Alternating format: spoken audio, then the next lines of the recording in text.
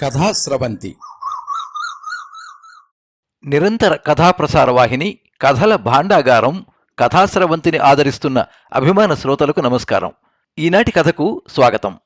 ఈరోజు మీరు వినబోయే కథ డాక్టర్ ఎం హరికిషన్ సంపాదకత్వంలో వెలువడిన రాయలసీమ కరువు కథలు కథా సంకలనం నుండి తపస్సు కథ. రచన డాక్టర్ విఆర్ రాసాని, చిత్తూరు 9848443610. వినిపిస్తున్నది పప్పు భోగారావు. డాక్టర్ విఆర్ రాసాని కలం పేరుతో ప్రసిద్ధులైన డాక్టర్ రాసాని వెంకటరామయ్య గారు 1957 సంవత్సరం ఏప్రిల్ 19వ తేదీ జన్మించారు. తల్లిదండ్రులు శ్రీమతి రాసాని ఎల్లమ్మ, కీర్తిశేషులు రాసాని సిద్ధయ్య. తెలుగులో ఎంఏ, ఎంఫిల్, పిహెచ్డి చేశారు.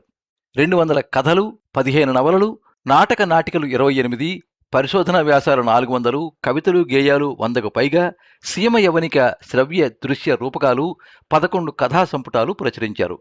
వీరి కథా సంపుటాలు మెరవణి, పయనం, మా ఊరి కథలు, శ్రీకృష్ణదేవరాయ కథలు మొదలగునవి. నవలలు చీకటి రాజ్యం, మట్టి బతుకులు, బతుకాట, ఏడో గ్రహం, ముద్ర, పరస మొదలగునవి. నాటికలు స్వర్గానికి ఇంటర్వ్యూ, జలజూదం, దృష్టి, నేలతీపి, మనిషి పారిపోయాడు, పుత్తడి బొమ్మ మొదలైనవి. నాటకాలు కామరాజు యుద్ధం, మాతృశ్రీ తరిగొండ వెంగమాంబ, అజ్ఞాతం మొదలగునవి. పరిశోధనా గ్రంథాలు చిత్తూరు జిల్లా వేడుక పాటలో ఒక పరిశీలన, రాయలసీమ వేడుక పాటలో ఒక పరిశీలన, జానపద గేయాలలో పురాణాలు మొదలగునవి.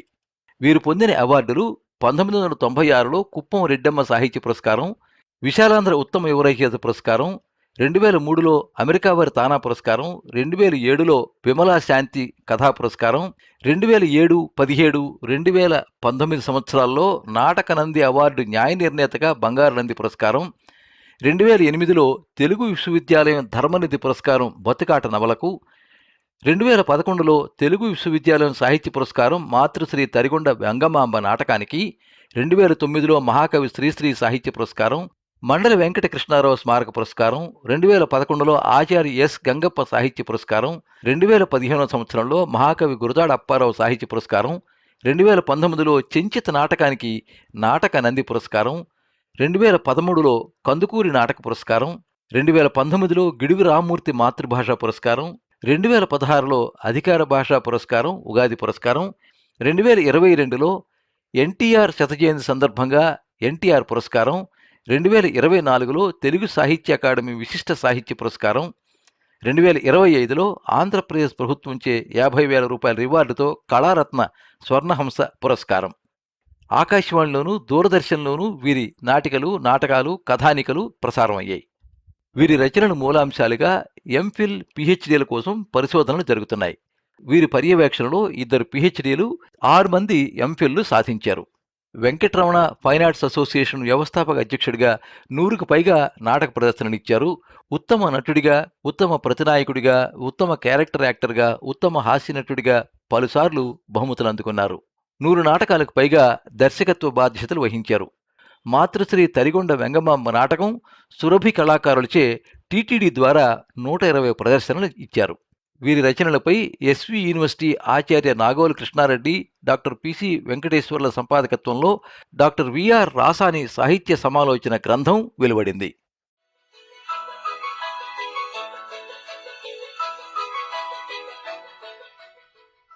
మట్లోళ్ళపల్లెకు భారతం ఆడడానికి వెళ్లిన ద్వారకుడు మధ్యలోనే పనుండి ఊర్లోకి దిగాడు. ఇంటికి వెళ్లి స్నానం చేసి భోంచేసుకుని నిదానంగా రంగప్పింటికి బయలుదేరాడు. అతనితోనే పని. పెచ్చులు ఊడిపోయిన మట్టి గోడలతో, జారిపోయిన పైకప్పుతో నిరాదరణకు గురైన అనాథ పిల్లవాడిలా కనిపిస్తోంది రంగప్ప గుడిసె. దాని పక్కనే శిథిలావస్థలో ఉన్న గొడ్ల కొట్టం కూలడానికి సిద్ధంగా ఉన్నట్లుంది. ఏం మామా, ఏం చేస్తా ఉండావు అంటూ గుడిసెలోకి అడుగుపెట్టాడు ద్వారకుడు. నట్టింటి గోడ కానుకుని చతికిలపడి ఉన్న రంగప్ప అతన్ని చూడగానే రా రా అంటూ ఆహ్వానించాడు. చొక్కా లేని బక్క శరీరం, మొలకు చిరుగులు పడి కనిపిస్తున్న అడ్డపంచె, నిరంతరం జీవిత పోరాటం చేస్తున్న రైతులకు ప్రతీకలా కనిపిస్తున్నాడు రంగప్ప. ద్వారకుణ్ణి చూసి పొయ్యి మీదున్న సంగటిని కట్టితో కెలుగుతూ రా అల్లుడా రా అంటూ ఆప్యాయంగా పలకరించింది వెంకటమ్మ. పొయ్యిపైన ఉమ్మటిల్లిన సంగటి సమ్మగా ముక్కుపుటాలకు సోకుతోంది. ఏమత్తా, సంగటి చేస్తా ఉండవా? శనపాపేది అని రంగప్ప పక్కగా వెళ్ళి కూర్చున్నాడు ద్వారకుడు. ఏం చేసేదిరా, వయసు బిడ్డే, పెండ్లి కావలసిన పిల్ల, రోడ్డు పని చేయిస్తా ఉండారంటే అందరితో పాటు కూలికి పోయింది చెప్పింది వెంకటమ్మ. ఏడా సంబంధాలు చూడలేదా? ఏం సంబంధాలు నాయనా, ఈ కరువు కాలానికి పెండ్లిళ్ళు చేసేట్టుగా ఉందా? తిండికే జరగలా అని ఒక్కసారి నిట్టూర్చి సంగటి కట్టెను కడిగి అడ్డుకోడు కానించి చేయి కడుక్కుని పెరట్లోకి వెళ్ళింది. ద్వారకుడు రంగప్ప వైపు చూశాడు. రంగప్ప మౌనంగా ఏదో ఆలోచిస్తూ మౌనిలా కూర్చొనున్నాడు. సొసైటీ వాళ్ళు రంగప్ప ఇంటిని జప్తు చేసిన విషయం ఊర్లోకి రాగానే తెలుసుకున్నాడతను. ఆ విషయం కదిపితే ఎక్కడ బాధపడతాడోనని 2 క్షణాలు మౌనంగా కూర్చుని ఇల్లంతా చూశాడు. ఇంట్లో ఏ వస్తువులు లేవు. చివరికి బిందెలు కూడా లేవు. ఎవరో దోచేసినట్లుగా బోసిగా కనిపించింది. ఇక ఆగలేకపోయాడు ద్వారకుడు. ఏం మామా, సొసైటీ వాళ్ళు మీ ఇల్లు కూడా జప్తు చేసినారంటనే? అవును అనలేక అన్నాడు. సొసైటీలో మీకు అప్పు ఉండదని నాకు తెలియదు మామా. ఈ ఊర్లో అప్పు లేని దేవుడికిరా, అందరికీ ఉండది. సొసైటీలో నువ్వెందుకు అప్పు తీసుకుంటివి? కీనీరు మాదిరుండే మా కపిలిబాయి ఎండిపోయి శానా ఏండ్లైపాయి కదా. అందరూ ఊళ్ళోళ్ళ బావుల్లో బోరింగ్లు వేయించబెట్టరు కదా. అది చూసి నేను మా బావిలో బోరింగ్ వేయిద్దామని 70,000 అప్పు సొసైటీలో తెచ్చి బోర్ వేయిస్తి. 500 అడుగులు దిగినా నీళ్ల సుక్క రాలా. అప్పు మాత్రం మిగిలిపాయా. ఇక అప్పటి నుంచి వానల వల్ల సేద్యాలు సాగలా. ఆ అప్పు అప్పుగానే ఉండిపాయా. తిండికే జరగలే. ఏడ తెచ్చి కట్టేది? కడాకు ఇండ్లు జప్తు చేసి ఇంట్లో ఉండేటివన్నీ దోసకపోయిరి నొప్పిగా చెప్పాడు రంగప్ప. ద్వారకుడు మౌనంగా తల వంచుకున్నాడు. ఏమిరా, మీరాడతా ఉండే భారతం అయిపోయినా? తిరిగి అడిగాడు రంగప్ప. లేదు మామా, వారమే కదా అయింది అన్నాడు ద్వారకుడు. పగలు కథ ఎవరు చెప్తా ఉండారు? తిరుపతి నుంచి ఒక ఆడామని పిలిచినారు. పర్వాలేదు, బాగానే చెప్తాది. కానీ హరికథలో సినిమా పాటలు ఎక్కువ పాడతాది. పాడాల్సిందే. ఈ సినిమాలు టీవీలు వచ్చేసిన తర్వాత వట్టి పురాణ కథ ఎవరు వింటారు? సరే, మధ్యలో నువ్వేమీ వచ్చేసినావే. అక్కడికి పోయినా చాలా మందికి జ్వరాలు పట్టుకుండే. ఇవి ఏమి జ్వరాలో ఏమో గాని పట్టుకుంటూ వదలడంలే. జ్వరం తగ్గక మొన్ననే 2 తిరుక్కొని వచ్చేసిరి. అవునబ్బా, దేశం మీద ఏడ చూసినా జ్వరాలుగానే ఉండాయి. పల్లెలో కూడా చాలా మందికి జ్వరాలేలే. సరే, మీ భారతంలో కిరాతార్జునీయం అయిపోయిందా? అదెట్ట అయిపోతుంది? ఈరోజు రేత్రికి వారణావతం ఆడతారు. మీ ట్రూపులో తౌస్మానెక్కేది సిద్ధుగోడే కదా? ప్రశ్నించాడు రంగప్ప. వాడే మామ, అంత గుండె ధైర్యం కలిగినోడు ఇంకెవడుండాడు అన్నాడు ద్వారకుడు. ఎంతన్నా ముసలోని అయిపోతున్నానుకో. మీ గురువు ముని వెంకటప్ప నన్ను మీ ట్రూపులోకి చేర్చుకోకపాయే. నేను తౌసుమాని ఎక్కే సత్తా ఉన్నన్ని దినాలు బాగా వాడుకొని ఇప్పుడు కూరల కరేపాకు మాదిరి ఏరేసిరి. ఏసికం వేసుకొని స్టేజ్ మీదనే పానాలు వదలాలంట కళ్ళగంట ఉంటి. ఏం చేద్దాం? ఈ అన్యాయకారి కాలం కాబట్టి నాటకాలకు ఆదరణ లేకుండా అయిపోయా. ఏదో చాలా దినాలకు భారతం ఆడే అవకాశం వచ్చింది కదా, ఒక చిన్న యాసం ఇవయ్యా అంటే మీ గురువు వినకపాయే. నన్ను ట్రూపులోకి తీసుకొని ఉంటే అంత బత్తానికన్నా దుడ్డు కళ్ళ చూసింది కదా. యాష్టపోయాడు రంగప్ప. ఇప్పటికి ఏం మించిపోలేదు మామా, నిన్ను ట్రూపులోకి తీసుకుపోయేదానికే నేను వచ్చింది చెప్పాడు ద్వారకుడు. ఆ మాట వినగానే అంత బాధలోనూ ఆనందంతో రంగప్ప మనసు ఒక్క క్షణం ఊగిపోయింది. ఏమిరా బామ్మర్ది, నాతో ఏం జారట్లాడడం లేదు కదా అన్నాడు. అయ్యో, సత్య ప్రమాణంగా నిజమే చెప్తా ఉండా మామా. మునెంగడప్ప నిన్ను ఉన్న పొలాన్ని తీసుకురమ్మన్నాడు నెత్తి మీద అరచేయి పెట్టుకుని మరీ చెప్పాడు ద్వారకుడు. ఇప్పుడు నాతో ఏం పనంట? గతంలో భంగపడిన వైనం గుర్తొచ్చి బొంగమూతి పెట్టుకుని అన్నాడు రంగప్ప. ఏం లేదు మామ, మా ట్రూపులో ఇప్పుడు తౌసుమానెక్కే ఓళ్లే లేరు. సిద్ధుగోడు ఉండాడు కదా? ఆశ్చర్యంగా అడిగాడు. నిన్నటి దాకా ఉన్నాడు, ఈ దినమే లేడు. ఎందుకు లేడు? ఏం చెప్పేది మామ, కడుపు చించుకుంటే కాళ్ళపైన పడతాది. మొన్న మన పక్కూర్లో మూలింటోళ్ళ ముసలాయన చచ్చిపోయినప్పుడు దినాల నాడు సావు నాటకంగా నలదమయంతి నాటకం వేస్తాం కదా. ఆ నాటకంలో 2వ నలుడుగా సిద్ధుగోడే యాసం కట్టే. ఆ దినం నుంచి ఆ ఊర్లో బియ్యం సెట్టేవాళ్ళ ఆడబిడ్డకు ఓడికి ఎట్లో జత కుదిరిపోయిందంట.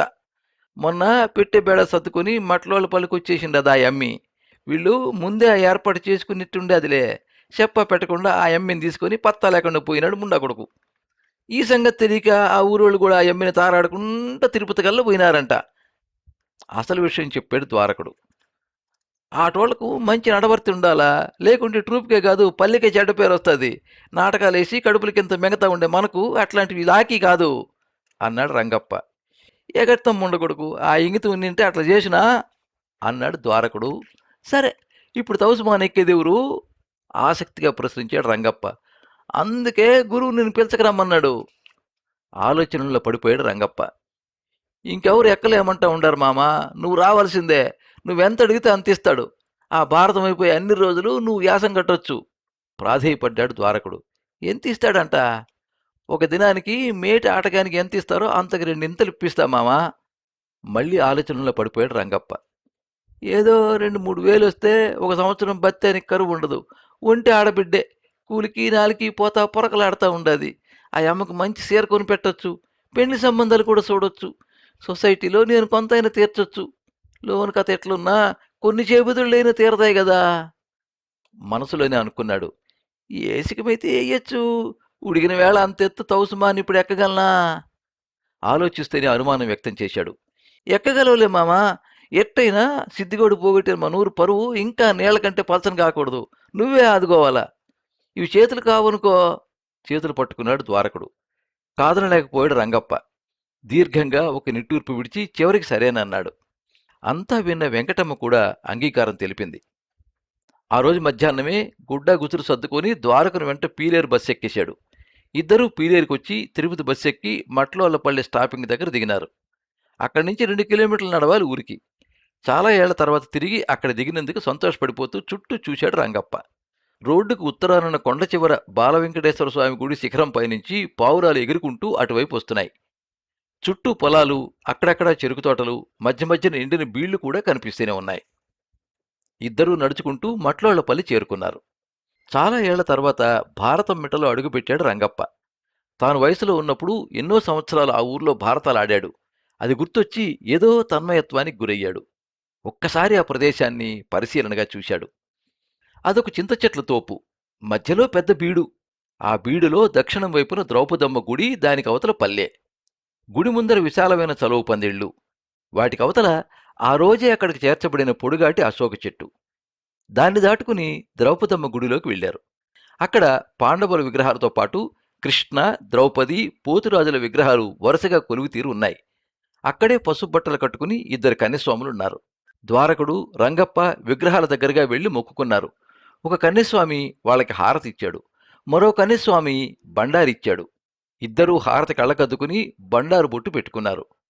ఆ తర్వాత ఆ గుడి పక్కనే టెంకాయ కీతులతో ఏర్పాటు చేసి ఉన్న సపారీలోకి అడుగుపెట్టారు. అదే ఆటోళ్లకు ఏర్పాటు చేసిన విడిది. ఆ సపారంతా ఒక్కసారి కలయి చూశాడు రంగప్ప. సపారి పెండెలకు విగ్గులు, సవరాలు, దండలు, కిరీటాలు, భుజకీర్తులు, డాలుగుడ్డలు వేలాడుతూ కనిపిస్తున్నాయి. ఒక మూలన ఆట ఆడేటప్పుడు ఉపయోగించే గదలు, విల్లులు, బాణాలు, కత్తులు నిలబెట్టబడి ఉన్నాయి. ట్రంకు పెట్టెల్లో వేషాలు, బట్టలు భద్రపరచబడి ఉన్నాయి. కొన్ని ట్రంకు పెట్టెలు మూతలు తెరిచే ఉన్నాయి. రాత్రంతా నాటకం వేసిన కళాకారులు ఆ పెట్టెల పక్కనే పడి నిద్రపోతున్నారు. మరో మూలన ఓ కళాకారుడు జ్వరంతో మూలుగుతున్నాడు. రా రంగప్పన్నా, రా, నీకోసమే చూస్తా ఉండాము. అప్పుడే కండు తెరిచి పులుముకుంటూ ఆహ్వానించాడు మునివెంకటప్ప. వేషాలున్న ఒక ట్రంకు పెట్టుకు నడువానించి అతని పక్కనే కూర్చున్నాడు రంగప్ప. ద్వారకుడు వెళ్లి తన వేషాలున్న స్థలంలో కూర్చున్నాడు. అప్పటికే లేచి ఉన్న కొందరు కళాకారులు వాళ్లను పలకరించి ఊళ్ళో విశేషాలను అడిగి తెలుసుకున్నారు. భారతం మిట్ట నడిబొడ్డున పొడవుగా బ్రహ్మరాక్షసి కళేబరంలా పడి ఉంది కొమ్మలు లేని ఒక అశోక వృక్షం. 2 రోజుల క్రితం పులిచెర్ల పివి రెడ్డి గారి మామిడి తోటల్లో నుంచి కట్టి 4 ఎడ్ల బండ్ల పైన వేసుకు వచ్చిన అశోక వృక్షం అది. దానికి చివర జానెడు వెడల్పు, బారెడు పొడవు చెక్క అడ్డంగా పీఠంలాగా అమర్చబడి ఉంది. దానికి 3 మూరల ఎత్తులో ఆ చెక్క కొసల్ని కలుపుతూ 3 వెడల్పుతో గొడుగులాగా వెదురు దబ్బల్ని వంచి కట్టి దానికి కాషాయ రంగు బట్టను కప్పారు. దానికి మామిడాకులు, పూలు చుట్టారు. భారతం మిట్ట మధ్యలో పెద్ద గొయ్యి తవ్వి దాని నిలువున పాతారు. ఆ వృక్షానికి గజానికి 1 చొప్పున మెటికలమర్చారు. అదే తపస్సుమానం. ఇదంతా రంగప్ప అక్కడికి వెళ్లిన మరునాటి ఉదయాన్నే జరిగింది. ఇంద్రకీలాద్రి పర్వతానికి ప్రతీకగా భావింపబడే ఆ తపస్సుమాను భూమాత ఆకాశానికి సంధించిన పెద్ద బాణంలా కనిపిస్తోంది. ఆ రోజు ఉదయం 11 గంటలకే ముహూర్తం. 10 గంటలకే ఆ పల్లెలోనే గాక చుట్టుపక్కల ఉన్న గ్రామాల నుంచి కూడా తండోపతండాలుగా జనం రాసాగారు. భారతం బయలంతా జనంతో కిక్కిరిసిపోసాగింది. అర్జునుడు తపస్సు మానెక్కే దృశ్యాన్ని చూడడానికి కాచుకుని ఉన్నారు. ప్రజలు తపస్సు మాన దగ్గరకు రాకుండా దానికి వలయాకారంగా తాడుతో కంచి ఏర్పాటు చేశారు. మరో అరగంటకంతా పాండవుల వేషధారులు, కృష్ణ వేషధారి అక్కడికి చేరుకున్నారు. తాడు లోపలున్న ఖాళీ స్థలంలో ఒక బెంచి వేస్తున్నారు. ఆ బెంచి పైన తబలాలు, హార్మోనియం ఉంచారు. మరో పక్కన పోతరాజు విగ్రహం, కృష్ణ ద్రౌపదుల విగ్రహాలు పెట్టారు. ఒక పక్కన పంబలవాడు పూనకం పూనినట్లు ఊగిపోతూ పంబల కొడుతున్నాడు. పాండవులతో పాటుగా చెంచు చెంచితి వేషధారులు కూడా అక్కడికి చేరుకున్నారు. వారు అర్జునుడిని పరీక్షించడానికి వచ్చే పార్వతీ పరమేశ్వరుల మారువేషాలు. పాశుపతాస్త్రం కోసం తపస్సుకు బయలుదేరే వేషం రంగప్ప వేసుకున్నాడు. మెడలో రుద్రాక్షమాలలు, తలకు మొలకు కాషాయపు రంగు బట్టలు చుట్టుకున్నాడు. అదే రంగు గుడ్డను మోకాళ్ల కింది వరకు విడిచి గోచి కట్టాడు. భుజాలకి వంటికి విభూతి రేఖలు పూసుకున్నాడు. వేషమైతే వేశాడు గాని అతని మనసులో లేదు. రోజు ఇంటికొచ్చి అప్పు తీర్చమని వేధించే అప్పుల వాళ్ళు గుర్తుకొచ్చారు. వారం క్రితం జరిగిన జప్తు గుర్తుకొచ్చింది. కరువులో తమను పోషించడానికి కష్టాలు పడుతున్న కూతురు గుర్తుకొచ్చింది. ఇన్ని కష్టాలను మనిషి ఎట్లా ఓర్చుకునేది? ఓర్చి బతికేదానికవునా? అయినా నేనింకా బతికే ఉండాను గదా! ఆలోచించే కొద్దీ రంగప్పకు తాను కనిపించిన ఏదో ఊబిలో పీకల దాకా కూరుకుపోయినట్లు అనిపించింది. ఎవరో పనిన పద్మవ్యూహంలో చిక్కుకుపోయినట్లు కూడా అనిపించింది. ఆ దిగులుతోనే అక్కడ చేరని జనాల ముఖాలను చూశాడు. ఆలోచించే కొద్దీ రంగప్పకు తాను కనిపించిన ఏదో ఊబిలో పీకల దాకా కూరుకుపోయినట్లు అనిపించింది. ఎవరో పనిన పద్మవ్యూహంలో చిక్కుకుపోయినట్లు కూడా అనిపించింది. ఆ దిగులుతోనే అక్కడ చేరిన జనాల ముఖాలను చూశాడు. అందరి ముఖాల్లోనూ ఏదో చెప్పరాని బాధ దోబూచులాడుతున్నట్టే ఉంది. ప్రతి మనిషి వెనుక అప్పుల వాళ్ల గుంపు పరిగెడుతున్నట్టే ఉంది. ఎందరో పెండిళ్లు కాని ఆడపిల్లలు, ఆత్మహత్యలు చేసుకుంటున్న రైతుల ఆత్మలు, ఎండిపోతున్న చెరుకు తోటలు, ఎడారిలాగా మారిపోతున్న భూములు, బీటల బారిన చెరువులు, నీళ్లు లేక పూడిపోతున్న బావులు, పసుపు దారాలతో దీనంగా కనిపించే పేదల ఇల్లాండ్రు, బక్క చిక్కిన పిల్లల ఆకారాలు, ఇంకా ఎన్నో దృశ్యాలు అందరి ముఖాల్లోనే కనిపించి కనిపించకుండా పతనమైపోతున్నట్టే ఉంది. పంబలవాడు పంబలు కొట్టడం ఆపాడు. కార్యకర్తలు కొబ్బరికాయలు కొట్టారు. హారతి వెలిగించారు. తబలిస్ట్ మధ్యలో కొట్టడం ప్రారంభించాడు. హార్మోనిస్ట్ హార్మోనియం పలికించాడు. గురువు ముని వెంకటప్ప వినాయక స్తుతి చేసి దరువెత్తుకున్నాడు. సొంత కోరి వచ్చిన స్త్రీలు సచేర స్నానం చేసి వచ్చి ఆ తపస్సు మాను చుట్టూ వగపడ్డారు. అరటి పండ్లు, నిమ్మకాయలు, మిఠాయిలు, బొరుగులు, విభూది పండ్లు, కొబ్బరికాయ ఉన్న జోలెను ముని వెంకటప్ప రంగప్ప సంకకి తగిలించాడు. తపస్సుమాన్ ఎక్కిన తర్వాత టెంకాయ కొట్టి వప్పలు చేసి అందరినీ కలగలిపి వాటిని భక్తుల పైకి చల్లాల. అవి దొరికిన వాళ్ళ కోరికలు నెరవేరుతాయంటారు కదా, వాటి కోసమే చాలా మంది జనం కాసుకొని ఉంటారు. కిందికి దిగినాక పండో పొలమో వగపడిన ఆడవాళ్ళకి ఇయ్యాల. నువ్విచ్చే దాన్ని బట్టే వాళ్ళకి సొంత కలుగుతుంది. ఇవి నీకు తెలిసినవే, చెప్పాల్సిన ధర్మం ఉండదు కాబట్టి చెప్తా ఉండా అంటూ భుజం తట్టి చెప్పాడు. పరబ్రహ్మ పరమేశ్వర చేతులు జోడించి దరువెత్తుకున్నాడు రంగప్ప. కానీ గొంతు పెగలటం లేదు. బలవంతాన నరాలు బిగువుతో పాడుతున్నాడు. శక్తినంతా కూడ తీసుకుని మరీ పాడుతున్నాడు. వయసులో ఉన్నప్పుడు ఎంతో గొప్పగా పాడే రంగప్ప గొంతులో అప్పటి మాధుర్యం లేదు. అతను పాట పాడుతుంటే గొంతుపైన ముడతలు పడ్డ చర్మంలో నుంచి నరాలు పైకి ఉపికొస్తున్నాయి. ఆయాసపడిపోతూనే దరువు మీద దరువు, పద్యం మీద పద్యం పాడుతూనే ఉన్నాడు. మునివెంకటప్ప నిమ్మకాయలు కోసి కుంకుమ కూరి కట్టుమంత్రం చదివి నిమ్మకాయ దబ్బాల్ని 4 వైపులకి విసిరాడు. ఇంక ఏ చెరుపు చేసినా మనకు తగలదు, నువ్వు గాని రంగప్పన్నా అన్నాడు మునివెంకటప్ప. ఈ కాలంలోనూ చెరుపు చేసేవాళ్ళు ఆడుంటారు గాని అన్నాడు రంగప్ప. అట్టనొద్దన్నా, వీడికి నానా జనం వస్తూ ఉంటారు, నానా జనం పోతా ఉంటారు. వాళ్ళలో ఎవరు ఎట్లాంటి వాళ్ళో మనకు తెలీదు. ఏ పుట్టలో ఏ పాము ఉంటుందో, మన జాగ్రత్తలో మనం ఉండాలి కదా. ఏదైనా ఆపిది జరిగిన తర్వాత అయ్యోమంటే వస్తుందా, కుయ్యోమంటే వస్తుందా అన్నాడు మునివెంకటప్ప. నాకేమి కాదులే మునివెంకట, అన్నీ తెగించినవన్నీ అన్నాడు రంగప్ప. అతని ముఖం చూస్తుంటే కడదాకా ఇతను ఎక్కగలడా? ఎక్కినా సురక్షితంగా తిరిగి తెగ్గలడా? దిగి మళ్ళా చెంచుతో యుద్ధం చేసే కథ పాడాలా? పాడగలడా? స్వామి కృష్ణ, పోతల రాజాస్వామి, తల్లి ద్రౌపదమ్మ, ఈ కార్యం సజావుగా సాగిపోయే చూడండి అంటూ మనసులోని దేవుళ్ళకి మొక్కుకున్నాడు ముని వెంకటప్ప. రంగప్ప తపస్మాను చుట్టూ 3 సార్లు తిరిగాడు. దాని మొదలను కళ్ళకద్దుకున్నాడు. ఆ తర్వాత తలెత్తి మాను చివరి వరకు చూశాడు. మెడ పట్టేసినట్టు అనిపించింది. మాను కొస ఎక్కడో ఆకాశంలో గాలికి ఊగిపోతూ కనిపిస్తోంది. దానికి చుట్టూ ఉన్న పూలు, మామిడాకులు రెపరెపలాడుతూ గాలిలో ఎగురుతూ కనిపిస్తున్నాయి. ఈ వయసులో ఇంత పెద్ద మాను ఎక్కగలనా? ఒక్కసారి అతని మనసు అనుమానం వ్యక్తం చేసింది. పర్వాలేదులే, భయపడొద్దు, మేముండం గాని తోటి కళాకారులు ధైర్యం చెప్పారు. రంగప్ప తపస్సు మానెక్కడం ప్రారంభించాడు. మెటిక మెటికకు ఒక పద్యం, ఒక దరువు పాడుకుంటూ ఎక్కసాగాడు. అతని వెనుక ద్వారకుడు అతని దరువుకు అనుగుణంగా తాళాలు వేస్తూ ఎక్కుతున్నాడు. అతని వెనుక ముని వెంకటప్ప సగం వరకు ఎక్కి ధైర్యం చెప్పి ఆగిపోయాడు. ద్వారకుడు అక్కడే కూర్చున్నాడు. పైపైకి ఎక్కే కొద్దీ రంగప్ప శరీరంలోని సత్తువ కొంచెం కొంచెం తగ్గిపోసాగింది. కాళ్ళు వణుకుతున్నాయి, కళ్ళు తిరుగుతున్నాయి. అయినా ఎలాగో సంభాళించుకుంటూనే పళ్ల బిగువున పైకెక్కుతున్నాడు. గుండెలో బాధ ఎక్కువ కాసాగింది. ఎలాగైతేనే ఒక్కొక్క మెట్టునే జయించుకుంటూ మాను చివరి వరకు వెళ్ళాడు. చివర ఉన్న చెక్క పీఠాన్ని పట్టుకున్నాడు. చేతులుణికాయి. కాళ్లను మానుకు పెనవేసుకుని జోలు తీసి చెక్కపీఠం పైకి తోశాడు. కాళ్ల చర్మం మంట పెట్టసాగింది. అతి జాగ్రత్తగా వెళ్లి ఆ పీఠం పైన కూర్చున్నాడు. చెక్కకు అటువైపు ఒక కాలు, ఇటువైపు ఒక కాలు వేసి కూర్చున్నాడు. అతను అలా కూర్చుంటున్నప్పుడు చెక్క కిటకిటలాడింది. కిర్రున శబ్దం చేసింది. రంగప్ప వెన్నులో వణుకు పుట్టింది. అర్జున, పల్గుణ, పార్థ, కిరీటి, కృష్ణ అంటూ కింద జనం కౌంతేయుని దశనామాలు జపిస్తున్నారు. నేలపైనున్న కళాకారులు జాగ్రత్తలు చెబుతున్నారు. కానీ అవేవీ అతనికి వినిపించడం లేదు. రంగప్ప పైనుంచి ఒక్కసారి కిందకి చూశాడు. ఎక్కడో ఆకాశంలోంచి చూసినట్టుగా అనిపించి క్షణంసేపు కళ్ళు గిర్రుని తిరిగాయి.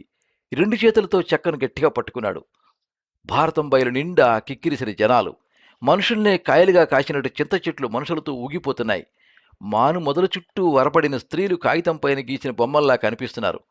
మనుష్యుల్ని చీల్చుకుని ఆకాశానికి పెరిగిన 1000 కాళ్ల వింతైన రాక్షస జర్రిలా తపస్సు మానం. భారతం మిట్టను దాటి చూపుల్ని దూరంగా సారించాడు. ఎండిపోయిన పొలాలు, బీడు నేలలు, వాటి మధ్యన అక్కడక్కడ అస్పష్టంగా కనిపిస్తున్న జనావాసాలు, ఒకటి అర బక్కచిక్కిన పశువులు కళ్ళకి స్పష్టంగానే కనిపించసాగాయి. ఇక్కడ రైతుల పరిస్థితి బాగా లేనట్టుండది. ఎంత దూరం చూసినా బీళ్లే కనిపిస్తా ఉండాయి. ఎక్కడ గాని నీళ్ల సుక్కే కనిపించలా అనుకున్నాడు. పంటలు, పైర్లు గుర్తుకొచ్చేసరికి అతనికి తన ఊరు గుర్తుకొచ్చింది. తన ఇల్లు గుర్తుకొచ్చింది. తన ఇంట్లో తాండవించే దరిద్రం గుర్తుకొచ్చింది. మారు చీరకు నోచుకోక ఎప్పుడూ ఇంటి పెరట్లో సుంకేసరి చెట్టు కింద దిగాలుగా కూర్చునే ఇల్లాలు వెంకటమ్మ ఆకారం బొమ్మ కట్టింది. పెండ్లీడు మీరిపోతున్నా పొట్టకూటి కోసం అగచాట్లు పడుతున్న కన్న కూతురు కళ్ళలో మెదిలింది. ఈదలేని ఇంటి సంసారం, పండని పొలాలు, వరుస కరువులు, మిగిలిపోయిన అప్పులు, అవి తెచ్చిపెట్టిన అవమానాలు, బాధలు అన్నీ మనసులో కదిలాయి. అనుకోకుండానే అతని కళ్ళు చెమ్మగిల్లి 2 కన్నీటి పుట్లు రాలి జోలిపైన పడి ఆ గుడ్డలో ఇంకిపోయాయి. ఇంతలో ఉత్తీత ఉత్తీత అంటూ ఒక తీతు అరుచుకుంటూ పక్కన వరుసుకుంటూ పోయింది. దాంతో ఇహలోకంలోకొచ్చాడు రంగప్ప. ముండకువ్వా, నువ్వు అరిస్తే ఏదో ఒక సేటు జరుగుతుందంటారు. అయినా కడతేరని ఈ కరువు కంటే ఇంక ఏం సేటు కాలం దాపురిస్తాదిలే, అరుచుకో అని దాన్ని ఒక తిట్టు తిట్టి తను చేయాల్సిన పనిని గుర్తుకు తెచ్చుకున్నాడు. మెల్లగా జోలి విప్పి కొబ్బరికాయ బయటికి తీశాడు. దాన్ని కళ్ళకద్దుకుని చెక్కపైన కొట్టి 2 ఒప్పులు చేశాడు. అందులోని నీళ్లు జలజల రాలి కిందికి దొర్లాయి. జోలి నుంచి కత్తి తీసి దాంతో కొబ్బరిని ఒలిచి ముక్కలు చేసి జోలిలో కలిపి పిడికెళ్లతో 4 వైపులకి ఆ బొరుగుల మిశ్రమాన్ని విసరసాగాడు. బొరుగులు గాలిలో తేలిపోతున్నాయి. భక్తులు వాటి కోసం చేతులు చాచారు. కొందరు తలగుడ్డలు పట్టారు. ఆడవాళ్లు పైటలు చాచారు. పండో విభూదో దొరికితే సంతోషపడసాగారు. అర్జున, పార్థ, కిరీటి అంటూ అరుస్తున్నారు. జోలెను 30కి భాగం ఖాళీ చేసిన తర్వాత వేలాడుతున్న పూలను కొన్ని తెంచి జోలులో వేసుకుని మూటగట్టాడు. కొబ్బరి చిప్పల్ని, చాకును కూడా అందులోనే వేశాడు. దాన్ని సంకకు తగిలించుకుని దిగడానికి ప్రయత్నించాడు. ఎక్కేటప్పుడైతే ఎక్కేశాడు గాని దిగాలంటే చాలా భయం వేసింది. ఎలాగో గుండెను దిటవు చేసుకుని చెక్కను పట్టుకుని కాళ్ళు కిందికి చాచాడు. చెక్క కిర్రుమని మరోసారి శబ్దం చేసింది. రంగప్ప గుండె దడ ఎక్కువైంది. కింద కళాకారులు భద్రం చెబుతున్నారు. గురువు పార్థుడి దశనామాలు జపిస్తున్నాడు. ద్వారకుడు అక్కడున్న విగ్రహాలకు మొక్కుకుని పెద్దాయన్ని రక్షించండి, కాపాడండి అంటూ వేడుకున్నాడు. రంగప్ప వణుకుతున్న చేతులతో మెల్లగా శరీరాన్ని దించి మెటికలపైన కూర్చున్నాడు. శరీరం అదరసాగింది. కాళ్ళు నిస్సత్తువగా వణకసాగాయి. ఎట్టరా పరమాత్మ దిగేది అని ఒక్కసారి అనుకుని మెల్లగా ఒక్కొక్క మెటికని దిగుతూ కిందికి కదిలాడు. దిగే కొద్దీ శరీరంలో నిస్త్రాణ పెరగసాగింది. కళ్ళు మసకలు కమ్మసాగాయి. ఎలాగైతేనే చివరి మెటిక దిగబోయి కిందికి పడబోయాడు.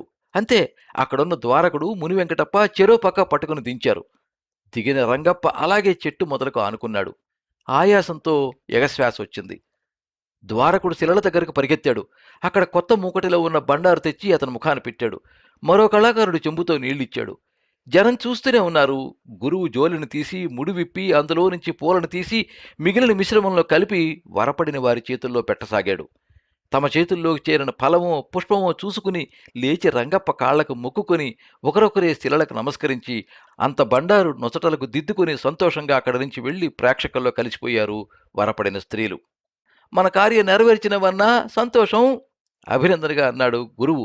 మామా, జయించినవు మెచ్చుకోలుగా అన్నాడు ద్వారకుడు. నీళ్లు తాగి తెపరాయించుకున్న రంగప్ప తల పైకెత్తి అందరి వైపు చూశాడు. అందరి ముఖాల్లోనూ విజయోత్సాహం.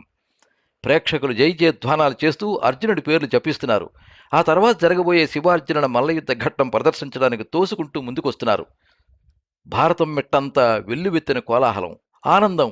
రంగప్ప గుండెల్లో మాత్రం ఏదో నిర్వేదం. నేనిప్పుడు జయించినట్టా, ఓడిపోయినట్టా? అసలు ఎందులో జయించినట్టు, ఎందులో ఓడిపోయినట్టు? ఏది జయం, ఏది ఓటమి? అతని ఆలోచనలు కందిరీగలయ్యాయి. మనసుకు ముసురుకున్నాయి. పైకి లేవనీయడం లేదు. అయోమయంగా తల వంచుకుని ఉండిపోయాడు. అతను ఆనుకుని ఉన్న తపస్సుమాను మాత్రం ఇంకా గర్వంగా, నిటారుగా అలాగే నిలబడి ఉంది.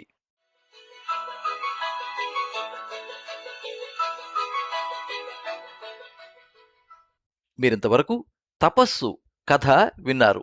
రచన డాక్టర్ విఆర్ రాసాని. వినిపించినది పప్పు భోగారావు.